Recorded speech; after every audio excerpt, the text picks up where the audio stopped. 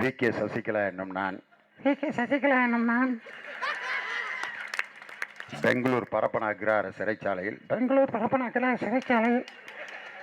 கைதியாக இருக்க சம்மதிக்கிறேன். என் கைதி நம்பர் 1019. இந்த மெழுகுவர்த்தி சுருட்டுதல், ஊதுவத்தி சுருட்டுதல் ஆகிய 2 பணிகளையும் நான் செவ்வனே செய்து அரசாங்கத்திற்கு நான் லாபத்தை ஈட்டி தருவேன். ஏனென்றால் சுருட்டுவது எங்களுக்கு மிகவும் பிடித்தமான தொழில்.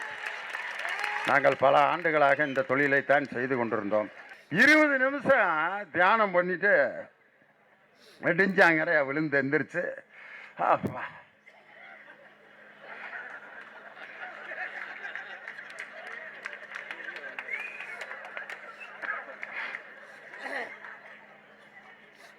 இருபத்தஞ்சு மைக்கு தமிழ்நாடே வாயை பார்த்துக்கிட்டு இருக்கு. என்னை மிரட்டி கையெழுத்து வாங்கி ராஜினாமா வாங்கிவிட்டார்கள் என்பதை இந்த நேரத்தில் தெரிவித்துக் கொள்கிறேன். அம்மாவுடைய ஆன்மா என்னிடம் பேசியது. அவர் அம்மா ஆன்மா பேசிச்சான் அவர்கிட்ட. நான் கேட்குறேன் அவர்கிட்ட, எப்போ பேசணுமோ அப்போ உங்கள் அம்மா ஆன்மா பேசவே பேசாதா ஐயா? ஆன்மாவானவரை உங்கள் அம்மா எல்லா வேலையும் லேட்டாக தான் செய்யுமா? இந்த பக்கம் பார்த்தீங்கன்னா டி நகரில் ஒரு அம்மா,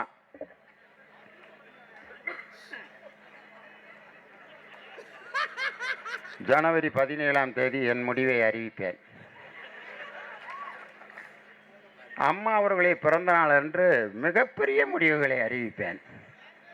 அதுக்கு ஒரு 1000 பேர். கடைசிக்கு ஒரு கட்சி தொடங்கி இருக்குதான். என்னது? எம்ஜிஆர் அம்மா தீபா பேரவை, MAD பேரவை. MADனா என்ன இருந்ததுன்னா கிறுக்குன்னு அர்த்தம். இந்த பக்கம் 5 நூலில் தொங்கிட்டு இருக்காரு யாரு? எடப்பாடி. டங்கர 2 நூல் அந்தாலும் முடிஞ்சு போச்சு ஜோலி. பயந்து இப்படி ஒரு கேவலமான ஒரு கட்சி, ஒரு ஆட்சி.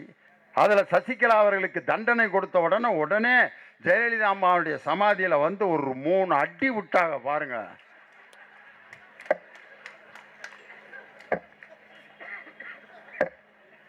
பெரிய பெரிய ஆஸ்பத்திரிக்கெல்லாம் தூக்கிட்டு போனால் 75 நாள் கழிச்சு பாடியா தாண்டா அனுப்புவாங்க. போகிறப்பே பாடியா கொண்டு போவான். திருப்பி 75 நாள் எதுக்கு வச்சிருக்கானே தெரியாது, திருப்பி கொண்டு வந்துடுவாங்க. 3 ஓட்டம் மட்டும் கன்னத்துக்கிட்ட போடுவேன். மைத்ரேயன் அவர் மதுசூதனன்லாம் அந்த அம்மா ஆஸ்பத்திரியில் இருந்தப்ப என்ன சொல்லிக்கிட்டு இருந்தாங்க? எங்கள் அம்மா சாப்பிட்டுக்கிட்டு இருக்காங்க, நடக்கிறாங்க, பிசியோதெரப்பி கொடுக்குறாங்க, வந்துட்டாங்க, போகிறாங்க, வர்றாங்கன்னு. இன்னைக்கு டெல்லியில் போய் அவர்கள் செப்டம்பர் 22 கீழே தள்ளிவிடப்பட்டு கொலை செய்யப்பட்டார்கள். யாரு? அவங்களே. அப்ப இட்லி தின்னது நடந்தது விரும்பியதை கேட்டு வாங்கி சாப்பிட்டார்கள். அப்ப இதெல்லாம் புல்டா காடா? ஒரு 75 நாட்கள் அப்போலோ மருத்துவமனையினுடைய வாசலில் ஒரு நாளைக்கு ஒரு பொய்யை சொல்லிக்கொண்டு முதலமைச்சர் பணியாரம் சாப்பிட்டார், இட்லி சாப்பிட்டார், அம்மா நடக்கிறாங்க, உட்காந்துருக்காங்க, நாளைக்கு வந்துடுவாங்க, வீட்டுக்கு வந்துடுவாங்க, நம்மள்டெல்லாம் பேசுவாங்க, திரும்ப சட்டமன்றத்துக்கு வந்துடுவாங்க அப்படின்லாம் டுபாக்கூர் விட்ட பொய்களினுடைய மொத்த உருவமான CR சரஸ்வதியை இந்த பல்லவபுரம் மண்ணிலே மண்ணை கவ வைத்து பல ஆயிரக்கணக்கான வாக்குகள் வித்தியாசத்தில் வெற்றி பெற செய்த ஒரு வெற்றியின் வேந்தன் என் தானை தலைவனுடைய பெயரை தாங்கி இருக்கக்கூடிய ஈகா என்று எல்லோரும் செல்லமாக தன் இடுப்பிலே தூக்கி வைக்கின்ற அளவிற்கு இந்த பல்லவபுரத்தினுடைய செல்ல பிள்ளையாக இருக்கின்ற என் அருமை தம்பி ஈகா அவர்களுக்கு என்னுடைய மனமார்ந்த பாராட்டுக்களை இந்த நேரத்தில் தெரிவித்து, நிறைய பேர் வந்து அவரை ஈகாங்கிறத விட CR சரஸ்வதியை தோக்கடிச்சவரியா அவரு அப்படிங்கிற மாதிரி பேரு. அந்த மாதிரி இன்னைக்கு அப்படிப்பட்ட ஒருவருடைய தலைமையில் இந்த நிகழ்ச்சி சீரோடும் சிறப்போடும் நடந்து கொண்டிருக்கிறது. அதே போல பேரறிஞர் அண்ணா பிறந்து வாழ்ந்து மறைந்த இந்த காஞ்சிபுரம் மாவட்டத்திற்கு யார் மாவட்ட செயலாளராக இருந்தால் அது பொருத்தமாக இருக்கும் என்பதை கருதி பேரறிஞர் அண்ணா போல் உருவத்தையும் எளிமையையும் பாசத்தையும் பண்பையும் தொண்டர்களின் பாதுகாவலர் என்ற பட்டத்தையும் பெற்றிருக்கக்கூடிய அன்பை தங்களுடைய பெயரில அரசனுக்கு மேலாக தாங்கி இருக்கக்கூடிய எங்கள் அருமை அண்ணன் தாமோ அன்பரசன் அவர் தொண்டர்களோட எவ்வளவு மிங்கிள் ஆயிருக்காருங்கிறத இதே பல்லவபுரத்தில் நடந்த ஒரு மீட்டிங்கில் நடந்த ஒரு சம்பவம். என்னைய ஒரு 3-4 வருஷத்துக்கு முன்னாடி பொதுக்கூட்டத்தில் பேச கூப்பிட்டுருந்தார். நான் ஒரு பக்கத்தில் உட்காந்துருந்தேன். ஒருத்தர் சால்வையை எனக்கு பக்கத்தில் இப்படியே உதறினார். உதறவும் எனக்கு தான் போட வர்றாருக்குன்னு நான் எந்திரிச்சு முன்னால் அப்படியே பெண்டு பண்ணிட்டேன். போட்டாருனாக்க. ஆனால் சால்வை என் மேலே உழுகவே இல்லை. எங்கடா கொண்டு வந்தாலும் எங்கடா கொண்டு போயிட்டான் சால்வேன்ட்டு பக்கத்தில் பார்த்தா அண்ணனுக்கு போட்டுக்கிருந்தார். உடனே அண்ணன் இல்லை பேச்சாளர் வந்திருக்காரு லியோனிக்கு போடப்பா. நீ தானே அங்கே அண்ணாத்தா, உனக்கு தான் நான் போடுவான். அவர் பேச்சாளர், அவருக்கு நீ பாடு. பிரிக்கப்படாத பெரிய காஞ்சிபுரம் மாவட்ட கழகத்தினுடைய செயலாளர் அமைச்சர் அன்னைக்கு அமைச்சராக இருக்கக்கூடிய ஒரு மாவட்ட செயலாளரை நீ தான் அங்க அண்ணாத்தா அப்படின்னு நீ போவா என்று பேசுகிற அளவிற்கு தொண்டர்களை அரவணைத்து செல்கின்ற ஒரு அற்புதமான மாவட்ட கழகத்தினுடைய செயலாளர். அவருடைய சிறப்புரையோடு இந்த நிகழ்ச்சி சீரோடும் சிறப்போடும் நடந்து கொண்டிருக்கிறது. இது ஒரு பட்டிமன்றமாகவும் இல்லாமல் கருத்தரங்கமாக இல்லாமல் பொதுக்கூட்டமாக இல்லாமல் 3ஐயும் கூட்டி 3ஆல் வகுத்து ஒரு கூட்டம் நடந்துக்கிட்டு இருக்கு. முதல்ல நான் வந்துடுவேன் பட்டிமன்றமாக நடத்திடலான்னா, அப்புறம் லேட் ஆயிடுச்சு. அப்புறம் விக்னேஷை பேச விடுங்க கருத்தரங்கமாக நடத்திடலான்னு. விக்னேஷ் பேசி முடிக்க போகிற நேரத்தில் நான் வந்தேன். அப்போ நடுவில் உட்காந்து பட்டிமன்றத்தை இப்போ இருந்து ஆரம்பிங்க அப்படின்னு. இடையில தொடங்கினா இன்டர்வலுக்கு பிறகு படம் பார்த்த மாதிரி இருக்குங்க, நல்லா இருக்காது. அதனால் ஒரே கருத்தரங்கமாகவே நடத்திடுவோன்னு சொல்லி நம்ம தலைவர்கிட்ட அனுமதி வாங்கி நான் உட்காந்து பேசினா எனக்கு பல ஞாபகம் வருது. சபாநாயகர் தனபால் ஞாபகம் வருது எனக்கு. அதனால தான் நான் தயவுசெய்து இன்னைக்கு நான் எழுச்சி மிக்க இளைஞர் எழுச்சி நாள் கூட்டத்தில் நான் நின்று தான் பேசுவேன்னு சொல்லிட்டு அந்த உட்காந்துருக்க அந்த பெரிய சிம்மாசனம் அந்த சேரெல்லாம் ஒதுக்கிட்டு இந்த இடத்துல நான் பேச்சாளராக பேசுகிறதில் ரொம்ப பெருமைப்படுறேன் இன்னைக்கு நான். அதனால் நிகழ்ச்சி தொடங்கிருச்சு. எவ்வளோ நேரம் பேசலான்ட்டு நான் தலைவர்கிட்ட கேட்டேன். ஏன்னா எங்கே போனாலும் நாங்கள் கேட்டுருவோம், ஐயா நாங்கள் எவ்வளோ நேரம் பேசுகிறதுன்ட்டு. ஒரு கும்பாபிஷேகத்துக்கு பேச கூப்பிட்டு இடத்துல போய் கேட்டேன். ஊர் நாட்டாம்காரர் ஒரு வரலாற்று சிறப்புமிக்க பதில் சொன்னார். நீங்கள் எவ்வளோ நேரம் வேணாலும் பேசுங்க லியோனியே, நாங்கள் அரை மணி நேரத்துக்கு மேலே உட்காந்துருக்க மாட்டோம் அப்படின்னா. அதுக்கு எதுக்குடா நீ திண்டுக்கல்லேருந்து கூட்டி வந்த அப்படின்னா. ஊர் முழுவதும் ஸ்பீக்கர் கட்டியிருக்கோம்யா, குழாயெல்லாம் கட்டியிருக்கிறேன், எல்லாம் வீட்டில் படுத்துக்கிட்டு கேட்டுக்கிட்டு இருப்பாங்க, நீ மேடையை போட்டு பேசிட்டு வீட்டுக்குப்பா அப்படின்றேன். இவருக்கெல்லாம் வீட்டில் படுத்துக்கிட்டே கேட்டுக்கிட்டு இருப்பாங்களாம். நான் வெறுந்தரையை பார்த்து பேசிவிட்டு இவருக்கு கொடுக்குற காசை வாங்கிட்டு நான் மானங்கட்டு போய் சோறாக்கி திங்கினேன். அப்படி பேசி மானங்கட்டு போய் சோறாக்கி திங்கிறதுக்கு நான் ஒன்றும் நாஞ்சில் சம்பத்து கிடையாது. ஒரு அடித்தளமான கொள்கையின் மீது கட்டப்பட்ட ஆலமரத்தில் உட்கார்ந்துருக்கேன் நான். அதனால் திராவிட முன்னேற்ற கழகம் என் தானை தலைவர் டாக்டர் கலைஞரின் கரம் பிடித்து மேடைக்கு அழைத்து வரப்பட்ட பேச்சாளர் நான். அதனால் அதை சொல்லிக் கொள்வதில் எனக்கு ஒரு மாபெரும் பெருமை. அதனால் இந்த நேரத்தில் நான் லேட்டாக இறங்கி வந்தப்போ பின்னால் ஒரு வயசானம்மா நின்றுட்டு இருந்தாங்க. என்னை இப்படியே உத்து பார்த்துட்டு ஒரு வாக்கியம் சொன்னாங்க. டிவியில் பார்த்தா கிழமை மாதிரி இருக்கேன், நேரில் நல்லா இருக்கானே அப்படின்னு. இதை நினச்சி நான் சந்தோஷப்படுறதா வேதனைப்படுறதான்னு தெரில. டிவியில் நான் கிழமை மாதிரி இருக்கேன்னா நேரில் நல்லா இருக்கேனா. ஆனால் அந்த அம்மா சொன்னதில் ஒரு ஆழமான உண்மை இருக்குது. ஏன் டிவியில் நான் கிழமை மாதிரி இருக்கேன்னா ரோஸ் பவுடரை போட்டு உட்கார வச்சுருவேன், மேக்கப்பு, அப்பப்போ டச்சப்பு வேறு. சார் பேசிகிட்டு இருப்பேன், பாரதிதாசன் என்ன சொன்னார் அப்படின்னு சொல்லிட்டு, மூடத்தனத்தின் முடைநாற்றம் வீசுகின்ற காடு மணக்க வந்த கற்பூர பட்டகமே அப்படின்னு பேசிகிட்டு இருப்பேன். சார் ஒரு நிமிஷம் டச்சப் அப்படின்னா அடுத்து என்ன பேசுறதுங்கிறதே மறந்துடுறேன். இப்படி செயற்கையாக டிவியில் பேசிகிட்டு இருந்தேன் நான். இன்னைக்கு அந்த 60 வயசுக்காரமாக்கு லியோனி பர்சனாலிட்டியாக தெரிகிறதுக்கு வேற காரணம் இல்லை, திராவிட முன்னேற்ற கழகத்தின் மேடையில் நின்று பேசுகிறது தான் லியோனிக்கு இந்த கம்பீரமும் அந்தஸ்தான். இந்த பெரிய அந்த அம்மாவுக்கே நான் ஒரு தேஜஸாக தெரிகிறதுக்கு அதுதான் காரணம், வேற ஒரு காரணமும் இல்லை. இன்னைக்கு செயல் தலைவர் எங்கள் தளபதியாருக்கு பிறந்த நாள்.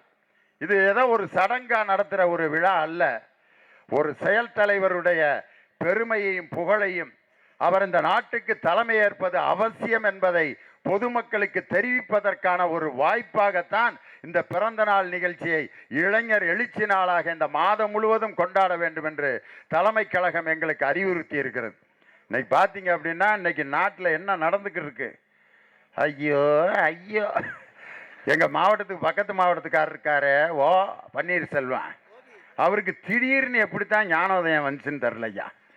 திடீர்னு போய் அந்த அம்மாவோட சமாதியில் உட்கார்ந்தாரு.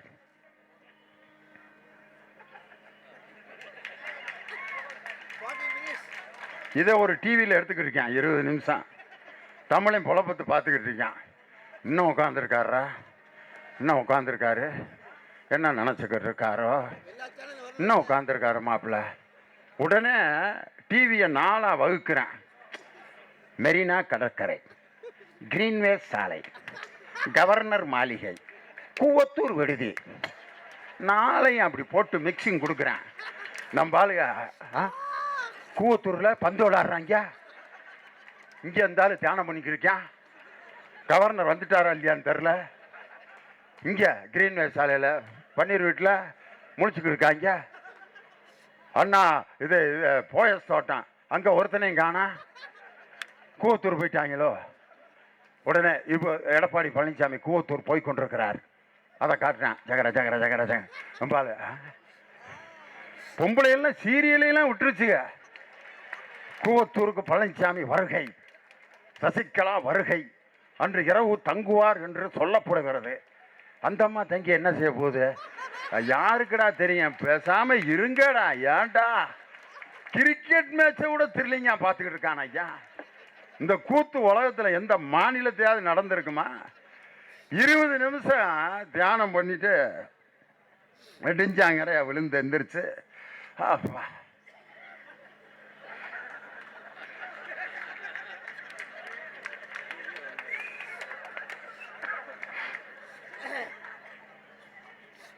இருபத்தஞ்சு மைக்கு தமிழ்நாடே வாயை பார்த்துக்கிட்டு இருக்கு.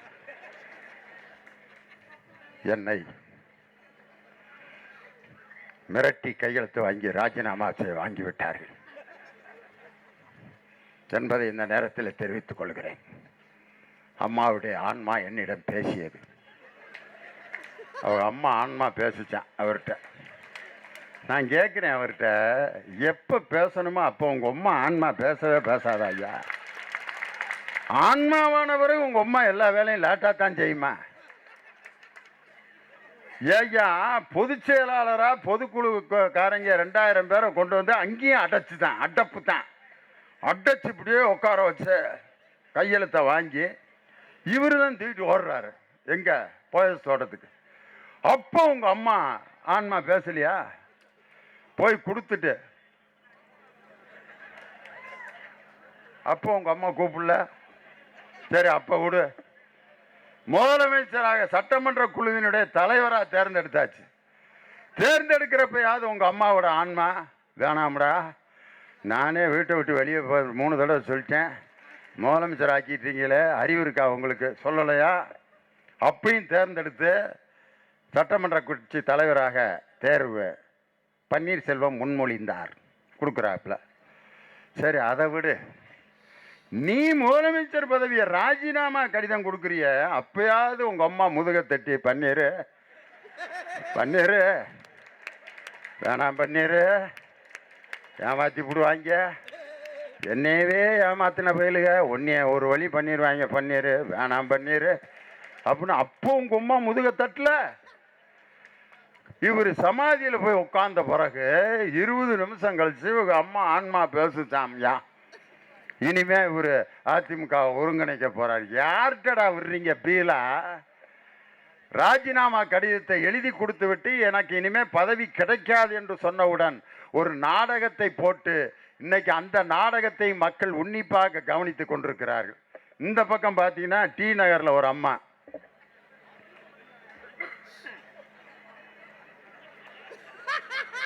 ஜனவரி 17ஆம் தேதி என் முடிவை அறிவிப்பேன். அம்மா அவர்களை பிறந்த நாள் அன்று மிகப்பெரிய முடிவுகளை அறிவிப்பேன். அதுக்கு ஒரு 1000 பேர் கடைசிக்கு ஒரு கட்சி தொடங்கி இருக்குதான். என்னது? எம்ஜிஆர் அம்மா தீபா பேரவை, எம்ஏடி பேரவை. எம்ஏடினா என்ன இருந்தது? கிறுக்குன்னு அர்த்தம். எம்ஏடி மேட் மேன்னா கிறுக்கு பையன்னு அர்த்தம். கட்சியே கிறுக்கா இருக்குன்னா அது எப்படி தொடங்கி எப்படி நடக்க போகுதுன்னு யோசனை பண்ணி பாருங்க. இப்படி ஒரு குரூப்பு. இந்த பக்கம் 5 நூலில் தொங்கிட்டு இருக்காரு யாரு? எடப்பாடி. டங்கர டங்கர டங்கர டங்கரன்னு 2 நூல் அந்தாலும் முடிஞ்சு போச்சு ஜோலி. பயந்து பயந்து பயந்து பயந்து இப்படி ஒரு கேவலமான ஒரு கட்சி, ஒரு ஆட்சி. அதில் சசிகலா அவர்களுக்கு தண்டனை கொடுத்த உடனே ஜெயலலிதா அம்மாவுடைய சமாதியில் வந்து ஒரு 3 அடி விட்டாங்க பாருங்க.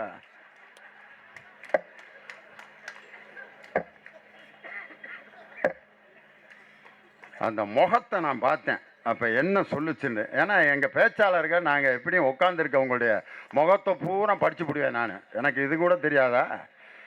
மேடம் பேசிகிட்டு இருக்கப்பே கூட்டத்தை அப்படியே பார்ப்பேன். ஒரு குரூப்பு லியோனினா ஒரு ஆள், இவன் திமுக அவ்வளோ பெரிய ஆளாயிட்டான் யாரு நேரண்டா டே அப்படின்னு நினச்சிட்டு உட்காந்துருப்பேன். ஒரு குரூப்பு. நான்லாம் 40 வருஷமாக இருக்கேன் கட்சியில், இன்றைக்கி பெரிய பேச்சாளருங்க கூப்பிட்டுக்குறாங்க. அப்படி ஒரு குரூப்பு. இன்னொரு குரூப்பு, டே கட்சிக்கு லியோனி கிடச்சது ஒரு பெரிய வரப்பிரசாதம்டா அப்படின்னு நினச்சி உட்காந்து கேட்குற ஆள் ஒரு இருக்கு. இப்படி யாரா கூட்டத்தில் பேசுறது அப்படின்னு நினச்சிக்கிட்டு இருப்பாங்க. நல்லா பேசுகிறாரா. இன்னொரு குரூப்பு, நீ இன்னும் எத்தனை நாளைக்கு வண்டி ஓட்ட போறியா? இருந்தாலும் காசை வாங்கிட்டு அதிமுகவுக்கு போனாலும் போயிடுவார்ரா. என்னைய இப்படி ஒரு குரூப்பாக எதிர்பார்த்துக்கிட்டு இருக்கேன். இந்த முகம்லாம் நான் கண்டுபிடிச்சி விடுவேன். அதனால் ஃபேஸ் ரீடிங்கிறது பேச்சாளர்களுக்கு ஒரு இயல்பு. கூட்டத்துக்குள்ளே பார்த்தோன்னே நம்மை பற்றி என்ன நினைக்கிறார்கள்ங்கிறத கணிச்சிருவான். உட்காந்துருக்கிறாளி என்ன எதிர்பார்க்குறாங்கிறத தெரிஞ்சுக்கிடுவான். திருப்பூரில் ஒரு மேடை பேச கொடுத்துருந்தாங்க. என் லைஃப்பில் அப்படி ஒரு மேடை நான் பார்த்ததே இல்லை. நடுவில் மேடை, இங்கிட்டு ஒயின் ஷாப்பு, இங்கிட்டு ஒயின் ஷாப்பு, நடுவில் மேடை. அன்னைக்கு சனிக்கிழமை திருப்பூர். எப்படி இருக்கேன்? சம்பளத்தை வாங்கிட்டு நினச்சி சாப்பிட்டு வந்து உட்காந்துருக்கான்.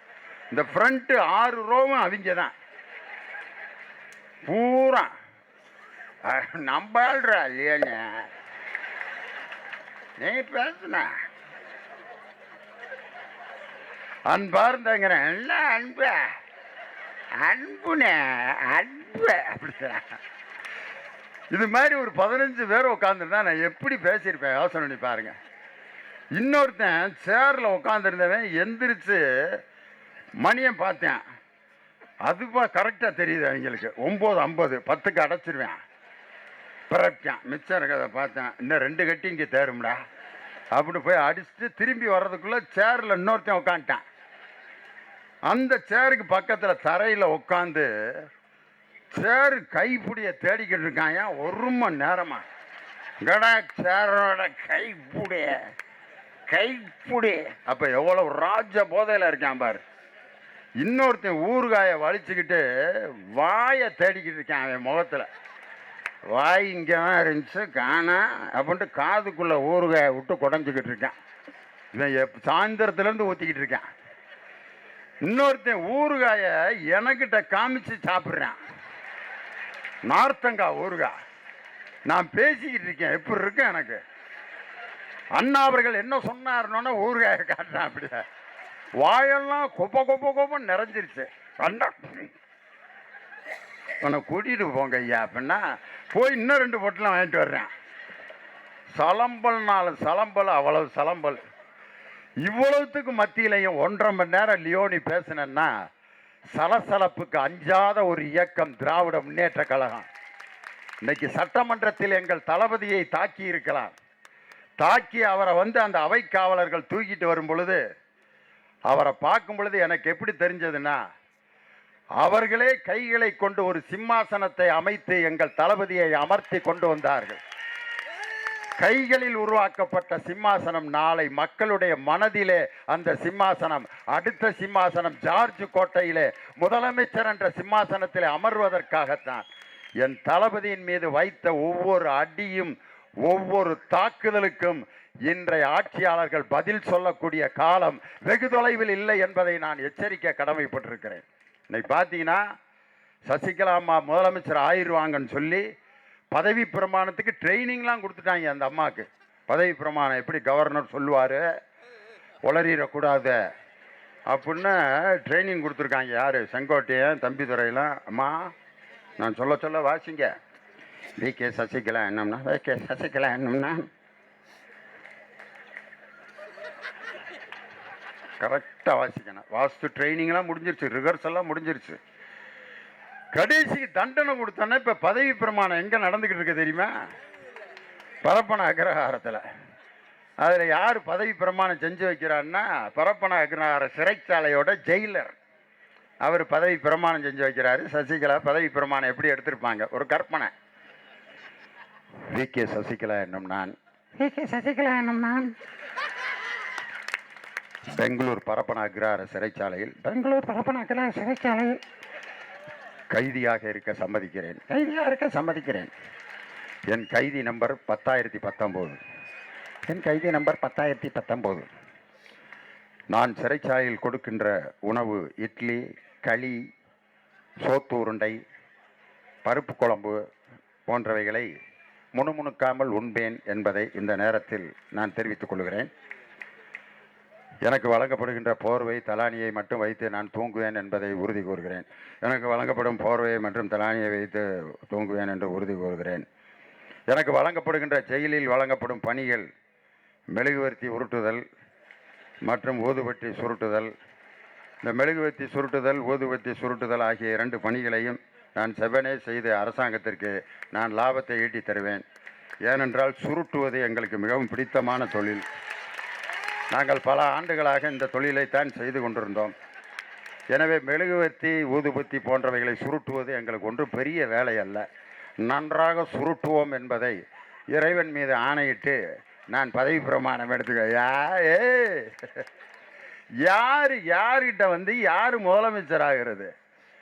அதான் இன்னைக்கு பார்த்தீங்க அப்படின்னு சொன்னால் என்ன நிலைமைக்கு இந்த நாடு ஆளாகி இருக்கிறதுங்கிறதுக்கு வேற உதாரணம் தேவையில்லை. இன்னைக்கு ஒரு இடத்துக்கு போனால் நம்ம ஆள் எப்படி பேசுகிறாங்கிறத தெரிஞ்சுக்கிறீங்க. ஒரு வயசான பெரியவர் இறந்துட்டார் கிராமத்தில், 89 வயசு இருக்க. ஒரு 3, 6, 7 மாதம் படுக்கையாக இருந்து எப்படா அப்படின்ட்டு இறந்துட்டார். போகிறவன் ஒரு மாலையை போட்டு பேசாமல் வரமாட்டாங்க. சில பேர் பாருங்க, மாலையை போட்டு அந்த இளவு பறி கொடுத்த இப்படி நிற்பேன். அவன்கிட்ட போய், மாமா இறந்துட்டாரா? செத்து உட்கார வச்சுருக்கேன். அப்புறம் இறந்துட்டாரான்னு கேட்டால் இதெல்லாம் எவ்வளோ ஏத்தான். அதுக்கு இந்த கிரிக்கன் பதில் சொல்லிட்டு இருப்பேன். ஆமாம் மாமப்பிள்ள இறந்துட்டாரு. ஆஸ்பத்திரி கொண்டு போனீங்களா? இப்போ எப்படி மாலையோட கொண்டு போக முடியுமா? எதுக்கு கேட்டு என்ன செய்ய போற? எத்தனை மணிக்கு இறந்தாரு? 5:30. 5:30? ஏன் 4:30னா எழுப்பி விட்டுருவியா நீ அவரை? எதுக்கு இந்த கேள்வி? ஆஸ்பத்திரி கொண்டு போனீங்களா?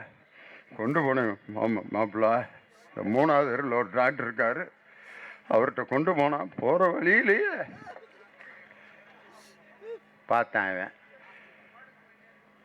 மதுரை கொண்டு போயிருக்கலாம்ல, கொண்டு போயிருந்தா பொழைக்க வச்சுருப்பாங்க. பேசாமல் போவேன். இவன் என்னமோ 3வது தெரு கூட்டு போய் கொலை பண்ண மாதிரி மதுரை கொண்டு போயிருந்தா பொழைச்சிருப்பார்லன்னு அடுத்து சுதாரிச்சிட்டான். அடுத்து எவனாவது வந்து விசாரிக்க வந்தா பதில் மதுரை கொண்டு போனோம்னு சொல்லிடுவான். அதுக்கு என்ன பதில் சொல்கிறான்னு பார்ப்பேன்ட்டு வந்தோன்னா, மாமா ஆஸ்பத்திரி கொண்டு போலியா? மதுரை கொண்டு போனையா, போகிற வழியிலேயே அப்படின்னா. இந்த 3வது தெருவில் ஒரு டாக்டர் இருக்காருல்ல, அவர்கிட்ட கொண்டு போயிருக்கலாம்ல, எதுக்கு மதுரை வரைக்கும் தூக்கிட்டு போனான்னா? என்னடா இப்படி சொன்னா பிடிங்கிறேன், அப்படி சொன்னா பிடிங்கிறேன், என்னடா பண்ணுறதுன்ட்டு அடுத்து வர்றவன்ட்ட 2ஐயும் சேர்த்து சொல்லிடுவோம்ட்டான். அடுத்து வர்றவன்ட்ட 3வது டாக்டர்கிட்ட கொண்டு போன, அவர் மதுரைக்கு எழுதி கொடுத்தாரு, மதுரைக்கும் கொண்டு போனான். போகிற வழியிலேயே. அதுக்கு இவன் ஆஸ்பத்திரிக்கு எதுக்கு தூக்கிட்டு போனீங்க? வீட்டிலே வச்சுருந்தா அவர் பாட்டுக்கு இருந்திருப்பார். பெரிய பெரிய ஆஸ்பத்திரிக்கெல்லாம் தூக்கிட்டு போனால் 75 நாள் கழித்து பாடியாக தாண்டா அனுப்புவாங்க. போகிறப்பே பாடியாக கொண்டு போவான். திருப்பி 75 நாள் எதுக்கு வச்சுருக்கானே தெரியாது, திருப்பி கொண்டு வந்துடுவாங்க. 3 ஓட்டம் மட்டும் கன்னத்துக்கிட்ட போடுவேன். ஆஸ்பத்திரிக்கு எது கொண்டு போனேன் அப்படிங்கிறான். என்னடா எது சொன்னாலும் பதில் பேசுகிறாங்களேன்ட்டு அடுத்து வர்றவன்ட்ட எப்படி சுதாரிச்சான் தெரியுமா? வந்தான் ஒருத்தன், இறந்துட்டாரா? ஆஸ்பத்திரி கொண்டு போனீங்கள? அவரை எழுப்பி கேளு, அவர் சொல்லுவார் அப்படின்ட்டு. அதோட ஆப்பான அவரை எழுப்பியா? முடியாதுல்ல, தெரியுதில்ல, போ வேலையை பார்த்துட்டு அப்படின்ட்டான். இன்னைக்கு ஒரு பாடியை எழுப்பி கேட்டால் தான் பல விவரம் வரும் போல இருக்கு. இன்னைக்கு அந்த நிலைமைக்கு ஆளாயிருக்கான். மைத்ரேயன் அவர் மதுசூதனன்லாம் அந்த அம்மா ஆஸ்பத்திரியில் இருந்தப்ப என்ன சொல்லிக்கிட்டு இருந்தாங்க? எங்கள் அம்மா சாப்பிட்டுக்கிட்டு இருக்காங்க, நடக்கிறாங்க, பிசியோதெரப்பி கொடுக்குறாங்க, வந்துட்டாங்க, போகிறாங்க, வர்றாங்கன்னு. இன்னைக்கு டெல்லியில் போய் அவர்கள் செப்டம்பர் 22ஆம் தேதி கீழே தள்ளிவிடப்பட்டு கொலை செய்யப்பட்டார்கள். யாரு? அவங்களே. அப்ப இட்லி தின்னது நடந்தது விரும்பியதை கேட்டு வாங்கி சாப்பிட்டார்கள். அப்ப இதெல்லாம் புல்டா காடா? அப்ப ஏன்டா அப்படி பேசுனீங்க, இப்ப ஏன்டா அப்படி பேசுனீங்கன்னு இந்த இவன் மாதிரி தான். 3வது கொண்டு போனேன், மதுரை கொண்டு போனேன். வாயை வச்சுக்கிட்டு சும்மா இருக்க மாட்டாம இப்ப அவனுங்களே அவங்க குரூப்பை காட்டி கொடுத்துக்கிட்டு இருக்கான். இதுதான் உண்மை, நிதர்சனமான உண்மை. ஆனால் இன்னைக்கு எங்கள் பிறந்த நாள் கதாநாயகன் எங்கள் செயல் தலைவர் எப்படிப்பட்ட செயல் தலைவரியா? அவர் மாணவ பருவத்தில் இருந்தப்ப சைக்கிளில் டபுள்ஸ் போகக்கூடாது. நானும் அதே ஏஜில் வாழ்ந்தவன் தான். சைக்கிளில் டபுள்ஸ் போனேன், போலீஸ் நிப்பாட்டி ஸ்டேஷனுக்கு கூப்பிட்டு போவாங்க, ஃபைன் பண்ணுவாங்க, அடியெலாம் வாங்கியிருக்கேன் நான். சில அப்போ போலீஸ்காரங்க டவுசர் போட்டிருப்பாங்க, காக்கி டவுசர். அந்த காக்கி டவுசர் நிறைய பேர் போட்டிருப்பான். ஃபயர் சர்வீஸ்காரன் டவுசர் தான் போட்டிருப்பேன். ஐஸ் விற்கிற ஆளுங்க கூட டவுசர், காக்கி டவுசரு, வெள்ளை பனியன் போட்டிருப்பாங்க. நாங்கள் ஐஸ் விற்கிறவனை பார்த்தோன்னா நிறைய தடவை குதிச்சு ஓடி இருக்கான். ஐஸு ஐயோ கவனிக்காம விட்டோம்டா, காக்கி டவுசரை பார்த்தாலே டபுள்ஸ்லேருந்து குதிச்சு குதிச்சு பழகிட்டோம். நம்ம தளபதி ஒரு நாள் மாணவ பருவத்தில் இருக்கும்போது டபுள்ஸ் போகிறார். ஒரு டிராஃபிக் கான்ஸ்டபிள் நிறுத்தி போலீஸ் ஸ்டேஷனுக்கு வாயா அப்படின்னு கூப்பிட்டு போகிறாங்க. போய் உட்காந்துருக்காங்க எங்கே போலீஸ் ஸ்டேஷனில், கீழே உட்கார வச்சுருக்காங்க. அப்போ கேட்குறாரு ஒரு போலீஸு, உன் பேர் என்ன? ஸ்டாலின். உங்கள் அப்பா பேர் என்ன? கருணாநிதி. எங்கே வேலை பார்க்குறார்? செக்ரட்டரியேட்டில். எந்த டிபார்ட்மெண்ட்? பிடபிள்யூ டிபார்ட்மெண்ட், பொதுப்பணித்துறை. என்னவா வேலை பார்க்குறாரு? அமைச்சராக இருக்காரு. அப்போ தான் அந்த ஏட்டியா யோசிச்சிருக்காரு, அமைச்சரா முதலே சொல்ல வேண்டியதானே. அவர் நினச்சிருந்தா அந்த டிராஃபிக் கான்ஸ்டபிள் பிடிச்சப்பயே நான் பிடபிள்யூ மினிஸ்டர் மகன் அப்படின்னு சொல்லிட்டு போயிருந்திருக்கலாம். ஆனால் தன் மீது சுமத்தப்பட்ட குற்றம் எதுவாக இருந்தாலும் நேரடியாக போய் சந்தித்து விளக்கம் கொடுக்க வேண்டும் என்ற நியாயம், நீதி, தர்மத்திற்கு கட்டுப்பட்டவர் என்பதை இன்னைக்கு வரைக்கும் நிரூபித்து காட்டிக்கிட்டு இருக்காரு. பார்த்தீங்களா? தன் மீது தொடுக்கப்பட்ட வழக்கு டிஜிபி ஆபீஸில் போய் என் மீது தவறு இருந்தால் கைது செய்யுங்கள் என்று சொல்கின்ற துணிச்சல் இன்னைக்கு இருக்க அதிமுக காரன் யாராவது ஒருத்தனுக்கு இருக்கா ஐயா? காரணம் என்னன்னா, மடியில் கனமில்லை, வழியில் பயமில்லை என்கின்ற அளவிற்கு ஒரு அப்பழுக்கற்ற ஒரு அரசியல்வாதியாக இளைஞர்கள், மாணவர்கள், குடும்பத்தினர் அனைவராலும் ஏற்றுக்கொள்ளப்படுகின்ற ஒரு அரசியல் தலைவராக எங்கள் செயல் தலைவர் இன்னைக்கு இருக்கார். அது இருக்கட்டும். ஆனந்த விகடனில் ஒரு தடவை பேட்டி, உங்களுக்கு மறக்க முடியாத ஆள் யாரு அப்படின்னு கேட்குறாங்க. மறக்க முடியாத ஆளா அப்படின்ட்டு ஒரு ஆளை சொல்கிறாரு. அன்னைக்கு இளைஞர் அணியில் கொடியேற்றி ஒரு கொடியேற்றத்துக்கு 100 ரூபா வசூல் பண்ணிக்கிட்டு இருக்காங்க. இளைஞர் அணி வளர்ச்சி நிதி கொடியேற்றி 100 ரூபா தளபதி ஏற்றிக்கிட்டே போகிறார். அப்போ ஒரு பகுதி கழகத்தில் வந்து கொடியேற்றுறாரு. பணம் இன்னும் பட்டுவாடை ஆகலை. பணம் கொடுத்துட்டாங்களா அப்படின்னு கேட்குறாரு. இன்னும் கொடுக்கல. வாங்கிட்டு அப்புறம் சொல்லு சீக்கிரம் வாங்கிட்டீங்கன்னா ஏற்றுறேன் அப்படின்னு இருக்காரு. இல்லைங்க இன்னும் கொடுக்கலிங்க அப்படின்னு இருக்காங்க. உடனே பகுதி செயலாளர் எங்கே என்னன்னா வந்தார் ஒரு ஆள். எங்கேயா பகுதி செயலாளர்? பணத்தை கொண்டுட்டு எங்கேயா போனா அந்த பகுதி செயலாளர்? கூப்பிட்றான் அந்த பகுதி செயலாளரை, கூப்பிட்றான். அண்ணே அவன் என்கிட்ட போயிட்டானே, நீங்கள் கொடி ஏற்றுங்க, வந்தோன்னே வாங்கி தந்துடுறேன் அப்படின்னு ஒரு நம்பிக்கையின் பேரில் ஏற்றியாச்சு, கொடியை கட்டியாச்சு. நடந்த அடுத்த பகுதிக்கு போயிட்டு இருக்கப்ப பகுதி செயலாளர் எங்கே போனார் அப்படின்னு, இந்த கத்துனான்ல அவன் தான் பகுதி செயலாளர். பகுதி செயலாளர் எங்கே, பகுதி செயலாளர் எங்கன்னு கத்துனவன் தான் பகுதி செயலாளர். அவர் கூப்பிட்டு தளபதி கேட்டிருக்காரு, பகுதி செயலாளரை நீ இருந்துக்கிட்டே பகுதி செயலாளரை எப்படியா தேடின அப்படின்னு. அண்ணே காசு வசூல் பண்ண முடியலண்ணே, எல்லாம் கொஞ்சம் பரிதாபமான ஏரியா, அவ்வளோ முடியலண்ணே ஆனால் வந்துட்டு கொடி ஏற்றாமல் போயிட்டா நம்ம கொடிக்கு எவ்வளோ அசிங்கம்னே. அதனால் ஒரு பொய்ய சொல்லிட்டேனே, கழக கொடி கீழே இருக்கக்கூடாதுண்ணே, அது மேலே பறக்கணும்னே அப்படின்னு சொன்னான்னா கட்டி பிடிச்சி அவனுக்கு முத்தம் கொடுத்தேன். எனக்கு அந்த மாதிரி தொண்டன் தான் என் வாழ்க்கையில் மறக்க முடியாதவன் என்று சொன்ன தளபதியினுடைய அந்த கொள்கை பற்றி, எப்படிப்பட்ட கொள்கை பற்றி, இதுதாயா ஒரு செயல் தலைவனுக்கு இருக்கக்கூடிய மிகப்பெரிய ஆற்றல். ஆனால் இன்னைக்கு அப்படியா இருக்குது சட்டமன்றத்தில். அது ஜெயலலிதா அவர்கள் உயிரோடு இருந்தப்ப அவங்க ஜெயிச்சதுலேருந்து இந்த பிப்ரவரி மாதம் வரைக்கும் என்ன நடந்துக்கிட்டு இருந்துச்சு நாட்டில். சட்டமன்றம்னு ஒன்று நடந்துச்சு, பூரா பாட்டு கச்சேரி தான். ஒரு ஆள் எந்திரிச்சு ஒரு சட்டமன்ற உறுப்பினர் பாடுறான், படியரிசி கிடைக்கிற காலத்திலே நாங்கள் படியேறி பிச்சை கேட்க போவதில்லை, குடிச்சை எல்லாம் வீடாக நேரத்திலே நாங்கள் தெருவோரம் குடியேற தேவையில்லை, சர்க்காரி பக்கம் இருக்கையிலே நாங்க சட்டத்திட்டம் மீறி இங்க நடப்பதில்லை, நாங்க புதுசா கட்டிக்கிட்ட ஜோடிதானுங்க, நல்ல பாட்டு படிக்கும் பானம் பாடிதானுங்க, டமுக்கடி பாண்டியாலோ ஏ சிங்கி. இதெல்லாம் இந்த ஆள் பாடல, ஒரு 4 வரியை மட்டும் பாடிட்டு, படியரிசி கிடைக்கிற காலத்திலே நாங்கள் படியேறி பிச்சை கேட்க போவதில்லை என்று எங்கள் நிறுவன தலைவர் எம்ஜிஆர் அவர்கள் கண்ட கனவை அம்மா அவர்கள் நிறைவேற்றினார்கள் அப்படின்னு ஒரு ஆள் ஊன்றான். தளபதி எந்திரிச்சு இந்த பாடலை எம்ஜிஆர் பாடும்போது திராவிட முன்னேற்ற கழகத்தில் இருந்தார் அப்படின்னு இருக்காரு. அவன் அப்பா ஆப்பானவன் என்ன. அதுக்கப்புறம் அந்த ஆளை நான் கூவத்தூரில் பந்து விளாட்றப்ப தான் பார்த்தேன். அந்த ஆள் சட்டமன்றத்தில் போய் நரிக்குறவன் பாட்டு, அதில் ஒரு நடிகர் திருவாரண தொகுதி, அவர் பார்த்தீங்கன்னா பெரிய, அவருக்கு பாட்டு புஸ்தகம் ஒரு 20 புஸ்தகம் கொண்டுக்கிட்டு தான் சட்டமன்றத்துக்கே போகுது. ஆனால் எங்கள் ஈக்காவும் எங்கள் மாவட்ட செயலாளர் சட்டமன்றத்தில் ஆற்றிய உரை இந்த பகுதியினுடைய குறைகளை தீர்ப்பதற்கான அந்த உரையை ஒரு பக்க அளவில் அனைத்து பத்திரிகைகள் வெளியிட்டிருந்துச்சு. ஆனால் அந்த திருவாரண தொகுதி பிரச்சனை என்னைக்காவது பேசினார் அந்த நடிகரான எம்எல்ஏ.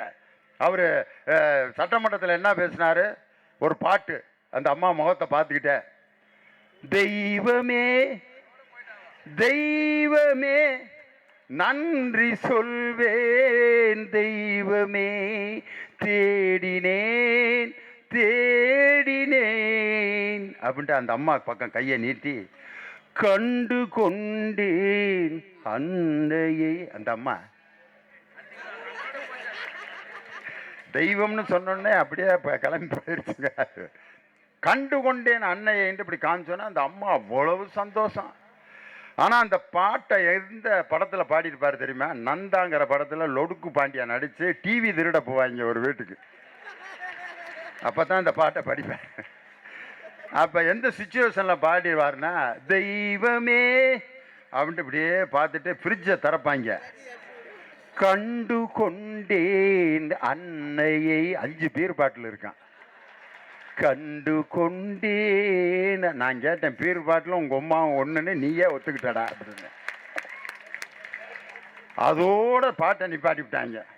சரி, சட்டமன்றம் இருக்கட்டும், பாராளுமன்றத்தில் பாடினா பார் ஒரு எம்பி, இந்த 25 பட்டை அப்படியே ஹைவேஸ்காரன் ரோடு ஓட்ட மாதிரி பட்டையை போட்டு ஒருத்தர் காஷ்மீர் பிரச்சனை அவன் உசுறு போக பேசிகிட்டு இருக்கான். இன் Kashmir all the terrorists are gave so many problems to the border. It should be avoided by the department of defense அப்படின்னு பேசிட்டு இருக்காரு ஒரு எம்பி. நம்ம திமுக எம்பி எந்திரிச்சு பேசுறாங்க, உணர்ச்சி வசப்பட்டு அந்த காஷ்மீரில் நடந்து கொண்டிருக்கக்கூடிய பிரச்சனை பேசிட்டு இருக்காங்க. ஒரு அதிமுக எம்பி எந்திரிச்சு, I am going to give some statements about Kashmir. Our beloved president, the founder president of our party, All India Anna DMK, Dr. MGR, sang a song in Idaivinai. It is about Kashmir. Kashmir, beautiful Kashmir, Kashmir, wonderful Kashmir. அப்படின்னா அட பாடாதி நாய, அவன் காஷ்மீரில் சுட்டுக்கிட்டு இருக்கான்னு பேசிக்கிட்டு இருக்கான். இவன் wonderful காஷ்மீர்னு பாட்டு படிச்சுக்கிட்டு இருக்கானே. இவனை எப்படா தேர்ந்தெடுத்தீங்க அனுப்புனாங்கன்ட்டு தேர்ந்தெடுத்தவனை பிடிச்சி திட்டிக்கிட்டு இருக்கான். அதாவது செத்து இந்த நாட்டுக்கு நல்லது செய்ய முடியாத ஒரு ஆள் வேற யாரும் இல்லை, முன்னாள் முதலமைச்சர் தான். பாவம், செத்த பிறகு எவ்வளவு இம்சை. எங்கள் ஊரில் இப்படித்தான் ஒருத்தன் மொட்டை பெட்டிஷன் போட்டுக்கிட்டே இருந்தேன். பெட்டிஷன்னாலும் பெட்டிஷன் அவனை மாதிரி யாராலும் எழுத முடியாது. பெத்த தகப்பனுக்கு கூட பென்ஷன் கொடுக்கக்கூடாதுன்னு பெட்டிஷன் போட்டிருக்கேன். அப்போ எவ்வளவு நல்லவன் பாருங்க. ஓ, அந்த ஊரே முடிவு பண்ணி இந்த நாய் செத்தான்னா நிம்மதியாக இருக்கலாம்டான்ட்டு முடிவு பண்ணிட்டான். செத்துட்டான் ஒரு நாள். அவன் பேர் முனியாண்டி, மொட்டை பெட்டிஷன் முனியாண்டி. அப்பா செத்துட்டான்டா, கொண்டு போய் அடக்கம் பண்ணிடுவோம்டான்ட்டு எடுத்து அடக்கம் பண்ண போகிறாங்க. அல்லையில் ஒரு லெட்டர் எழுதி வச்சுருக்கேன். யார்? முனியாண்டி. என்ன எழுதியிருக்கான் தெரியுமா? அன்பான ஊர் பொதுமக்களுக்கு முனியாண்டி பணிவோடு எழுதி கொள்ளும் கடிதம். நான் என் தவறுகளை உணர்ந்து திருந்திவிட்டேன். எனவே என்னை மற்றவர்களைப் போல் வண்டியில் வைத்து சுடுகாட்டுக்கு அழைத்து செல்லாமல் ஒரு கயிறை கட்டி தர தர தர தரவென்று இழுத்து கொண்டு சுடுகாட்டிலே புதைக்க வேண்டுமாய் அன்போடு கேட்டுக்கொள்கிறேன். இதுவே எனக்கு கொடுக்கப்படும் தண்டனை. மொட்டை பெட்டிஷன் முனியாண்டி எழுதி வச்சபடி கயிறை கட்டி கர கர கர கர கர கர கர கரன்னு இழுத்துட்டு போகிறாங்க. இழுத்துட்டு போய் ஒரு டேர்னிங்கில் திரும்புகிறேன். போலீஸ் வண்டி வருது. ஸ்டாப்! யாரா மொட்டை பெட்டிஷன்? இது முனியாண்டியா? கர கர கரன்னு இழுத்துட்டு போகிறது நாங்கள் தாங்கய்யா, 6 பேர். ஏறா வண்டியில். ஐயா ஏய்யா, அவன் எழுதி வச்சதுபடி தான் ஐயா நாங்கள் இழுத்துட்டு போனான். இல்லை, அவன் 1 மாதத்துக்கு முன்னாடியே கம்ப்ளைண்ட் கொடுத்துட்டான். என்னை சுடுகாட்டுக்கு 6 பேர் கயிறை கட்டி இழுத்துட்டு போவாங்க, அவனுங்களை பிடிச்சி உள்ளே வைங்கன்னு.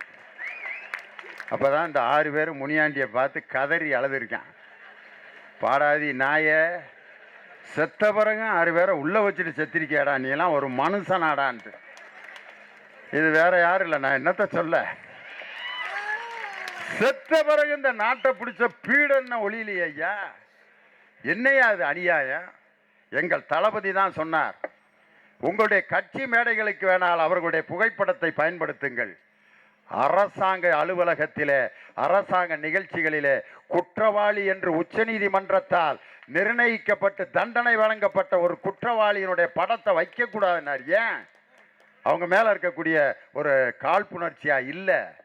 நாளைக்கு நமது சந்ததியில் வரக்கூடிய குழந்தைகள் கேட்பான், இந்த படத்தில் இருக்கிறது யார் அப்படின்னு கேட்பான். இன்னைக்கு ரூபா நோட்டில் இருக்க காந்தியை யார் இந்த தாத்தா, மொட்டை தாத்தான்னு கேட்டால் நம்ம சொல்கிறோம். அதே மாதிரி ஜவஹர்லால் நேரு சிலை மணப்பாறையில் இருக்கு, புறாவை பறக்க விடுற மாதிரி, இவர் யார் சொல்கிறோம். வீரமாமுனிவர் சிலை இங்கே இருக்கு, யார் சொல்கிறோம். காமராஜர் சிலை இருக்கு, பிள்ளைகளை கூட்டிகிட்டு போகிறாரு, யார் அவர் சொல்கிறோம். எல்லாரும் கட்டணம் படித்து கல்வி கற்றுக்கொண்டிருந்த நேரத்தில் இலவச கல்வி கொடுத்த முதலமைச்சர் யா, அவர் தாயா பெருந்தலைவர் காமராஜர்னு சொல்கிறோம். அதே மாதிரி இந்த படத்தில் இருக்க அம்மா யாரு முதலமைச்சராக இருந்தாங்க? அப்புறம் சொல்லுங்க. கொள்ளையடிச்சு ஜெயிலுக்கு போனாங்க. அப்புறம் எப்போ செத்தாங்க? செத்துட்டாங்க. அதுக்கப்புறம் என்ன நடந்துச்சு? அதுக்கப்புறம் குற்றவாளி நிரூபிக்கப்பட்ட அவங்க படத்தை ஏன் வச்சிருக்காங்க? அடுத்த சந்ததி கேட்குமா கேட்காதா? அப்போ குற்றம் செய்தால் நம்ம படத்தையும் இதே மாதிரி போடுவான், நம்மளும் குற்றம் செய்வோம் என்று அடுத்த சந்ததியினர் நினைத்து விடக்கூடாது என்பதற்காகத்தான் அந்த படத்தை வைக்க வேண்டாம் என்று சொன்னாரே ஒழிய, ஏதோ ஒரு படத்தை வச்சிருக்கிறதுனால ஒரு பெரிய விஷயம் நடந்துறதில்லை. இது வரலாற்றில் செய்யப்படக்கூடிய பெரிய பிழை இல்லையா அது? அதனால தான் எங்கள் செயல் தலைவருடைய செயல்பாடு, அவருடைய ஆளுமை திறன். இன்னைக்கு பல தலைவர்கள் இருக்கலாம். எம்ஜிஆர் எடுத்துக்கங்க, அவர்கிட்ட கொள்கை ஒரு 20% இருக்கும், 80% அவருடைய திரைப்பட அட்ராக்ஷன் தான் எம்ஜிஆர்கிட்ட. அந்த வெள்ளை தொப்பி கண்ணாடி அப்படிம்பாரு. என்ன கொள்கைக்காக அவர் கட்சி தொடங்கினார்னா அண்ணாயிசம்னாங்க. அது அவருக்கும் புரியாது, கூட இருந்தவங்களுக்கும் புரியாது.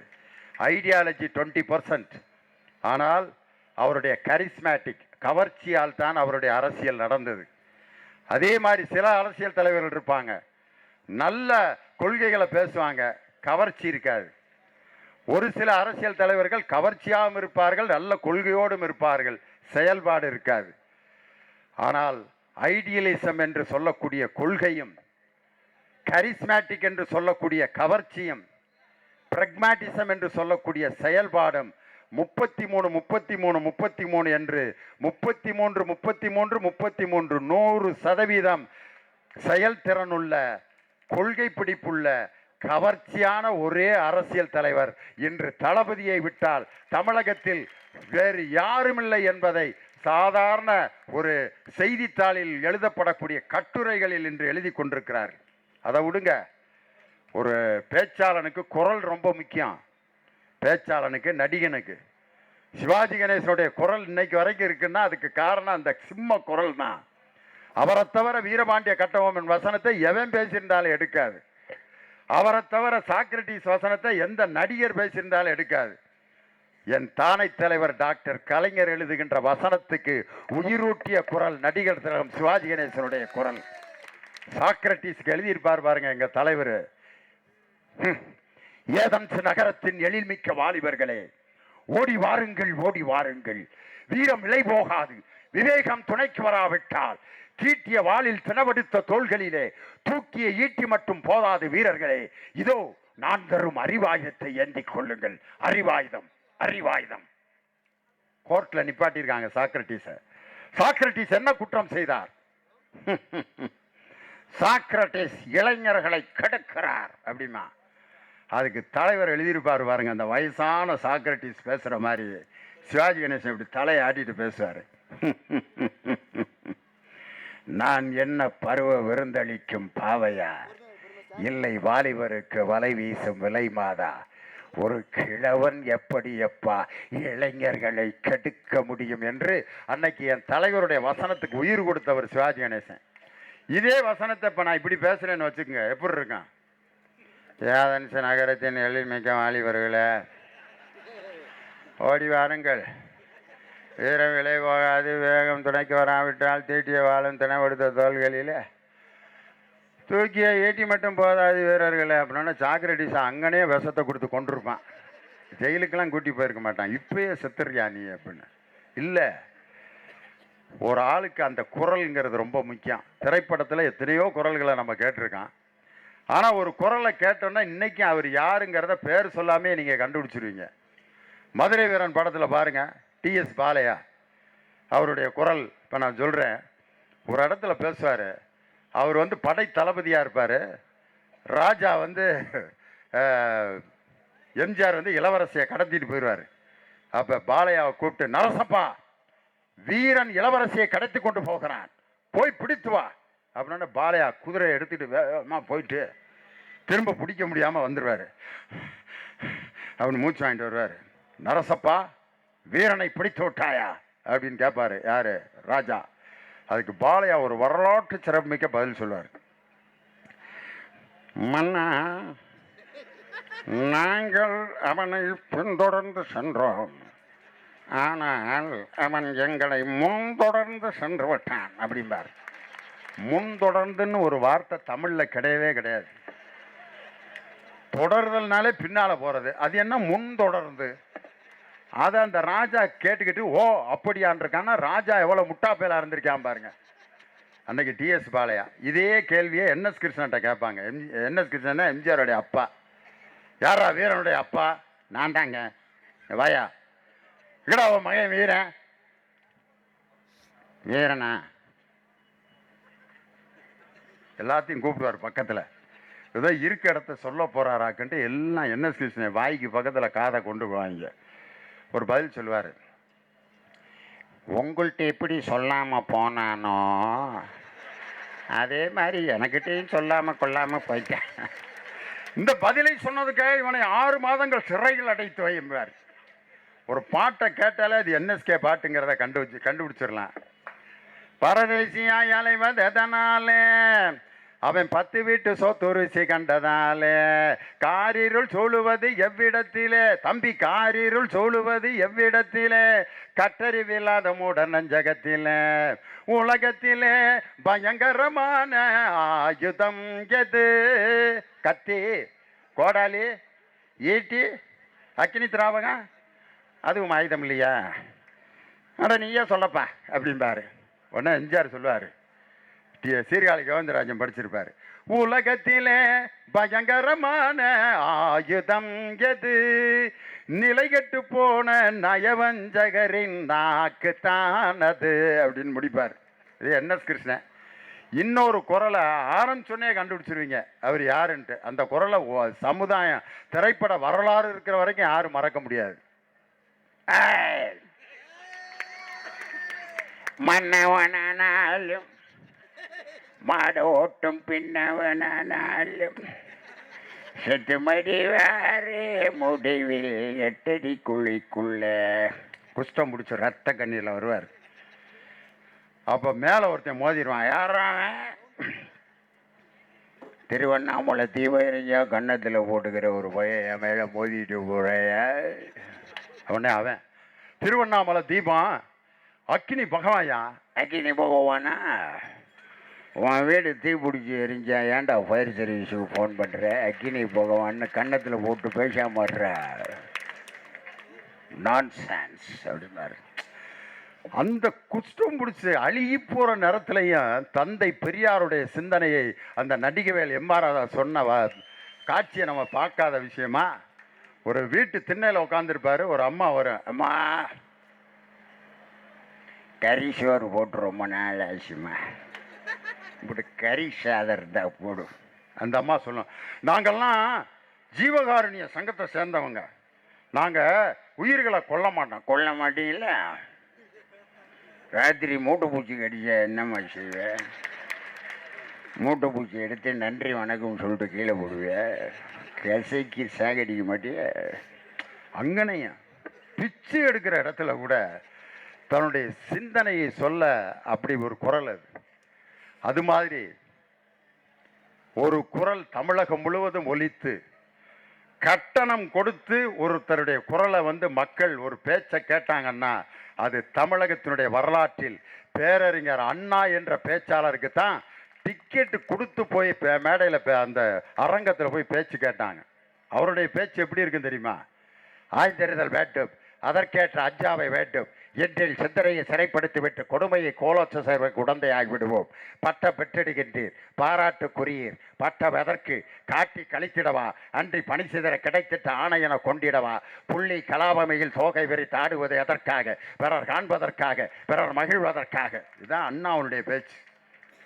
அடுத்து ஒரு குரல், அந்த மாதிரி ஒரு கரகர பிரியா, ஒரு காந்த குரல், உலக தமிழ் உலக வரலாற்றிலேயே எந்த தலைவனுக்கும் அமையாத ஒரு குரல். ஒரு வரிக்காக தமிழ் சமுதாயமே காத்து கிடந்து அந்த வரியை கேட்டோன்ன கை தட்டுவாங்க பாருங்க. அந்த குரல் அதான் காந்த குரல். இந்த நிகழ்ச்சிக்கு வருகை தந்து என்னை மகிழ்ச்சி படைத்துக் கொண்டிருக்கும் என் உயிரினும் மேலான அன்பு உடன்பிறப்புகளே, குரல் இப்படி அமையணுமையா ஒரு தலைவருக்கு. இப்போ நான் பேசுனது டூப்ளிகேட்டு, இதுக்கே இவ்வளோ கைதட்டுனா ஒரிஜினலுக்கு எப்படி கைதட்டு வாங்கியிருப்பார் என் தலைவர். இப்போ அண்ணாவுடைய குரலையும் தலைவருடைய குரலையும் மிக்ஸ் பண்ணி ஒரு குரல் பேசுகிறேன். அது எந்த குரல்னு கண்டுபிடிங்க பார்ப்பேன். நாட்டிலே நடந்து கொண்டிருக்கக்கூடிய இந்த பினாமி ஆட்சியை ஒழிக்க வேண்டும் என்று சொன்னால் நாம் அனைவரும் கிளர்ந்தெழுந்தாக வேண்டும். உடனடியாக நடவடிக்கை எடுத்தாகிட வேண்டும். எங்கள் தளபதியினுடைய குரல், அண்ணாவும் கலைஞரும் கலந்த ஒரு அற்புதமான குரலுக்கு சொந்தக்காரர் எங்களுடைய செயல் தலைவர் இல்லையா? ஒரு செயல் தலைவர் எப்படி இருக்கணும், ஒரு தலைமை பண்பு எப்படி இருக்கணும்னா, எந்த இடத்துல உட்கார்ந்துருக்கங்கிறது முக்கியம் இல்லையா, அந்த இடத்திற்கான சிறப்பை உட்கார்ந்திருக்கும் இடத்திலேயே யார் வழங்குகிறாரோ அவர்தான் சிறந்த தலைவர். பதவி பிரமாணத்துக்கு எங்கள் தளபதியை அழைச்ச போது 16வது சீட்டில் உட்காந்துருந்தார். கவலைப்படல, 16வது சீட்டில் உட்காந்து பதவி பிரமாணம் முடிச்சுட்டு வாழ்த்து தெரிவிச்சுட்டு வந்தார். குடியரசு தினம் யார் முதலமைச்சர் ஓபிஎஸ் கொடியேற்றுறதுக்கு அவர் கொடுத்த அழைப்பை மதித்து ஒரு எதிர்க்கட்சி தலைவர் போய் உட்கார்ந்தார். எங்கன உட்கார வச்சுருந்தாங்க தெரியுமா? ராசிபுரம் சரோஜா சமூக நலத்துறை அமைச்சருக்கு பக்கத்தில் ஓரத்தில். கவலைப்படல, எந்த இடத்தில் ஓரத்தில் உட்கார்ந்திருந்தாலும் தூரத்தில் உட்கார்ந்திருந்தாலும் வைரத்தினுடைய மதிப்பை யாராலும் குறைத்து விட முடியாது. அது எந்த இடத்தில் வைத்தாலும் வைரம் வைரம்தான், தகரம் தகரம்தான். பன்னீர்செல்வம் அன்னைக்கு நடுவில் உட்கார்ந்திருந்த தகரம், ஓரத்தில் அமர்ந்திருந்த வைரம் எங்கள் செயல் தலைவர் தளபதி. காரணம், இன்னைக்கு நான் சொல்றேன், எங்கள் தளபதி அந்த பண்பு எங்கிருந்து கிடைச்சிச்சு? செம்மொழி மாநாட்டில் அப்போ நான் பேசுறதுக்கு எனக்கு வாய்ப்பு கிடைச்சு. மரியாதைக்குரிய என்னுடைய நடுவர், என்னுடைய குருநாதர் சாலமன் பாப்பியா நடுவர். தலைப்பு என்னன்னா, ஒரு சமுதாய முன்னேற்றத்திற்கு பெரிதும் காரணமாக இருப்பது பத்திரிகை துறையா, திரைப்படமா, தொலைக்காட்சியா? பத்திரிகை துறைன்னு பேசுறதுக்கு மரியாதைக்குரிய அருமை அண்ணன் நக்கீரன் கோபாலும், திருப்பூர் கிருஷ்ணன் ஒரு எழுத்தாளர். திரைப்படமேன்னு பேசுறதுக்கு இயக்குனர் சிகரம் பாரதி ராஜாவும் வாகை சந்திரசேகரன். தொலைக்காட்சின்னு பேசுறதுக்கு நான் நடிகர் எஸ்வி சேகரன். இதுதான் டீம். அப்போ நான் பேசி எல்லாம் முடிச்சு, அப்போ தளபதி எங்கே உட்காந்துருந்தார் தெரியுமா? 2வது நாள், நாங்கள் எங்களுக்கு நடந்த நிகழ்ச்சி 2வது நாள், முதல் வரிசையில் கடைசியில் உட்காந்துருந்தார். அன்னைக்கு அவர் துணை முதலமைச்சர். நான் மேடையில் பேசும்போது அதைத்தான் முதல்ல குறிப்பிட்டேன். ஒரு துணை முதலமைச்சராக இருப்பவர் ஒரு வரிசையினுடைய கடைசியில் அமர்ந்திருக்கிறார். அதுவும் கழுத்தில் அந்த ஐடி கார்டு, செம்மொழி மாநாட்டுக்கு ஒரு ஐடி கார்டு கொடுத்துருப்பாங்கல்ல, அதை தொங்க விட்டுருக்காரு. அவரை யாராவது அடையாளம் தெரிலன்ட்டு உள்ளே விடாமல் இருப்பாங்களா? நான் சொன்னேன், என்னையவே போலீஸ்காரங்க சலிட் அடித்து உள்ளே அனுப்புகிறாங்க, அவரை அனுப்பாமல் இருப்பாங்களா? இருந்தாலும் ஐடி கார்டை போட்டு உட்காந்துருந்தார். இதிலிருந்து என்ன தெரியுதுன்னா, அமைச்சர்களாக இருந்தாலும், முதலமைச்சராக இருந்தாலும், மிகப்பெரிய மத்திய அமைச்சராக இருந்தாலும், மொழியின் செம்மொழி மாநாட்டிற்கு முன்னால் அனைவரும் சமம் என்பதை எங்கள் தளபதி அந்த மாநாட்டிலே நிரூபித்து காமிச்சாரியான்னு. இனிமே தான் கிளைமேக்ஸு. 3வது நாள் காலையில் முதல் நிகழ்ச்சி தலைவர் தொடங்கி வைக்கணும். தலைவர் மாட்டியிருந்தார். எதை? ஐடி கார்டை. என்னடா 2 நாளாக தலைவர் மாட்டல, இன்னைக்கு மாட்டியிருக்காரு அப்படின்னு நான் ஐயாட்ட கேட்டேன், சண்முகநாதன் ஐயாட்ட. தலைவர் கிளம்புறப்ப அந்த காரிடேடு அப்படின்னாரு. எதுக்குங்க? நேற்றே அவன் சொன்னான், காரிடு போட்டுட்டு தான் உட்காரணும், சிஎம்மாக இருந்தாலும் மத்திய அமைச்சராக இருந்தாலும் செம்மொழி மாநாட்டில் எல்லாம் சமம்னு சொல்லியிருக்கேன், நானும் போடணும், எடுத்துகிட்டு வா அப்படின்ட்டு என் தலைவர் அந்த ஐடி கார்டை மாட்டிட்டு உட்காந்துருந்தார். அதாயா என் தலைவனுடைய அற்புதமான பண்பு. ஒரு தொண்டன் சொன்னதை கேட்டு அதை கடைப்பிடிக்கணும்னா, அதில் நியாயம் இருந்தால் கடைப்பிடிக்கணும்னு நினைக்கிறார் பாருங்க. அதே மாதிரி என் தலைவர் 1.5 வருஷத்துக்கு முன்னாடி சொன்னார், சால்வைகளை போடாதீங்கய்யா. அது இந்த ஜிகினா சால்வைன்னு ஒன்று போடுறாங்க. நேரம் இந்த மேடை எவ்வளவு இம்சையாக இருக்கும் யோசனை பண்ணி பாருங்கள். சால்வை மட்டும் இருந்திருந்தா மாவட்ட செயலாளருக்கு ஒரு 50 பேர் இப்படி வரிசையாக அப்படி வச்சுக்கிட்டு டபக்கு டபக்கு டபக்கு டபக்குன்னு. இப்போ நான் பேசப்போ இடையில அன்பார்ந்தமே ஒருத்தர் வந்து போட்டுக்கிட்டு இருப்பார். பெரியோர்களே, இப்போ இந்த சால்வையை, அது இப்போ சும்மா ஓட்டாலும் பரவாயில்ல, இந்த சால்வையை 6வது வட்டத்தின் சார்பாக அண்ணா லியோனி அவர்களுக்கு 3வது பாயிண்ட் சொல்லிக்கிட்டு இருப்பேன். திடீர்னு ஒரு ஆள் மேடையில் வந்து அண்ணா லியோனி அவர்களுக்கு இந்த சால்வையை விட்டு. இந்த சால்வை கலாச்சாரத்தை ஒழிக்கணும்னு எங்கள் தலைவர் அன்னைக்கே சொன்னார். நான் சூலூரில் ஒரு கூட்டத்தில் பேசுகிறப்ப சொன்னேன், சால்வைகளை போடாதீர்கள் அப்படின்னு தலைவர் சொன்னார். ஏன்னா அந்த ஜிகினா சால்வை முக்கா துட்டுக்கு பிரயோஜனம் இல்லை. அதை சும்மா கொடுத்தாலும் எவனும் வாங்க மாட்டேங்கண்ணே. என் பேத்திக்கு ஒரு கவுனு தைக்கலாம்னா டெய்லர் இதை போய் தைச்சு போடுறீங்கள, கரகாட்டக்காரி மாதிரி இருப்பா உன் பேத்தி. கோமணம் தைக்க முடியுமா? தலை குளிச்சுட்டு தோட்ட முடியுமா? அதை ஒன்றுக்கும் பிரயோஜனம் இல்லாத ஒரு 2000 சால்வை இருக்குது என் வீட்டில். என்ன பண்ணுறது? அதை தலைவர்கிட்ட சொன்னேன்.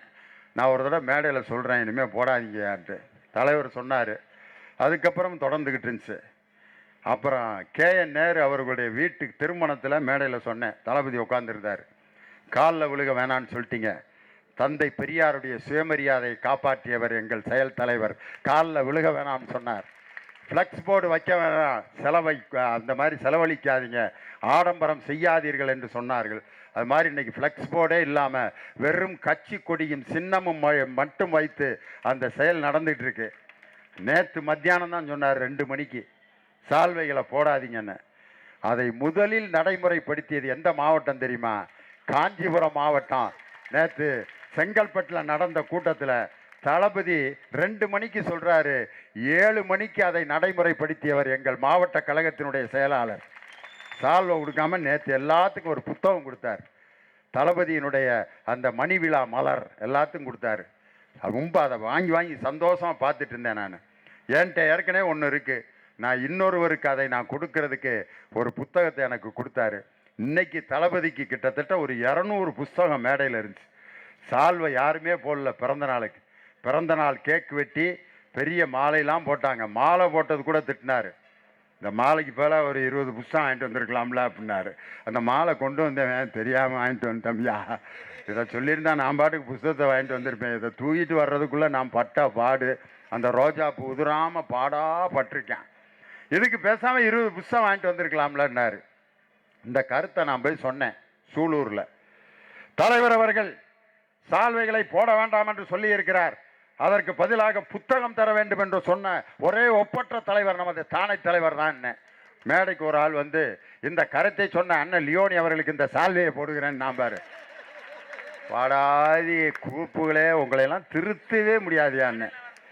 ஆனால் இன்னைக்கு எங்கள் தளபதி அதை சட்டமாக்கிட்டார். மேடைகளில் சால்வை இனிமேல் அனுமதிக்காங்க. அது என்னைக்கு தொடங்கியிருக்கார் பார்த்தீங்களா? நான் இந்த கோரிக்கையை வச்சு 15 நாள் ஆச்சு. KN நேரு அவர்களுடைய இல்ல திருமண விழாவில் பேசும்போது சொன்னேன். மேடையில் அவர் நிறைவுரை ஆற்றும் போது பதில் சொல்வாருன்னு எதிர்பார்த்தேன். லியோனி அவர்கள் கேட்டுக்கொண்டதற்கிணங்க நாளை முதல் யாரும் சால்வையை அனுபவிக்க வேண்டாம்னு சொல்லுவார்னு வாய பார்த்தேன். நம்ம கோரிக்கை எடுபடல போல இருக்கு. ஆனால் அதை மனசிலேயே வச்சிருந்து நேற்று அறிவிக்கிறாரியா, என் பிறந்த நாள் முதல் யாரும் இந்த சால்வை அணிவிக்கின்ற பழக்கத்தை நிறுத்தி புத்தகங்களை தாருங்கள் சொன்ன உடனே நேற்று ஓடி போய் அறிவாலயத்தில் அவர் கையை கொடுத்து என் கோரிக்கையை நிறைவேற்றியதற்கு நன்றின்னு. நல்ல வேளை நீ சால்வையை கொண்டு வந்து போடாமல் நன்றிக்கு அப்படின்னாரு. அங்கன ஒரு நகைச்சுவை. அது மாதிரி ஒரு தொண்டனுடைய கோரிக்கையை கூட ஏற்று செயல்படுத்தக்கூடிய ஆற்றல் மிக்க செயல் தலைவர் எங்கள் தளபதியார் அவர்கள். அதனால மிகப்பெரிய பக்குவப்படுத்தப்பட்ட ஒரு தலைவர். அவர் உருவானது தயாளு அம்மாவினுடைய கருவறை. அவர் உருவாக்கப்பட்டது சென்னை மத்திய சிறைச்சாலையில். அவர் நாளை இடம்பெறப் போவது மக்களுடைய மனச்சிறையில். நாளை அவர்கள் அலங்கரிக்கப் போவது ஜார்ஜ் கோட்டையினுடைய முதலமைச்சர் சிம்மாசனம் என்பதை சொல்லி, அறுக்கப்படாமல் வைரம் ஒளி தராது, உருக்கப்படாமல் மெழுகு ஒளி தராது, அடிக்கப்படாமல் இரும்பு கருவியாகாது. எங்கள் தளபதி அவர்கள் அறுக்கப்பட்ட, சுடப்பட்ட, துளையிடப்பட்ட புல்லாங்குழல் போல் மக்களுக்கு இசை வழங்கக்கூடிய எங்கள் செயல் தலைவருடைய நாளை பிறந்த நாள் ஒரு மாபெரும் திருப்புமுனை மிக்க பிறந்த நாளாக அமையட்டும் என்று சொல்லி அவரை 100 ஆண்டு காலம் வாழ்ந்து இந்த தமிழகத்தை வழிநடத்த வேண்டும் வேண்டும் என்று கேட்டுக்கொண்டு விடைபெறுகிறேன். நன்றி, வணக்கம்.